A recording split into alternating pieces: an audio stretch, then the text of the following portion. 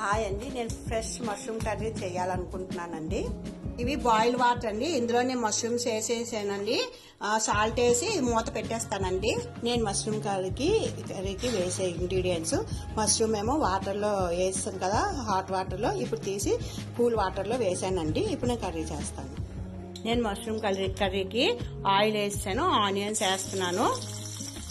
Onion బాగా fry అవ్వాలండి. ఇప్పుడు మనం ఈ ప్యూరీ వేసేస్తున్నామండి. టొమాటో, కాజు, ఆనియన్, 2 లవంగాలు, 1 ఏలక్కాయ ప్యూరీ చేసాక వేసేస్తున్నాం. ఇందులోనే నేను తగినంత ఉప్పు, 1 స్పూన్ కారం, చిటికెడు జీరా అండ్ ధనియా పౌడర్ అండి వేస్తున్నాను. ఇందులోనే అన్ని ఇంగ్రీడియంట్స్ వేసేసానండి. ఇప్పుడు ఫైనల్ గా మష్రూమ్స్ వేసేస్తున్నాను.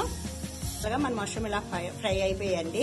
ఎక్కువ ఫ్రై చేయకూడదు, ఎందుకంటే అట్టల్లా అయిపోతాయి. నేను వాటర్ వేసి ఇప్పుడు మూత పెట్టేస్తాను.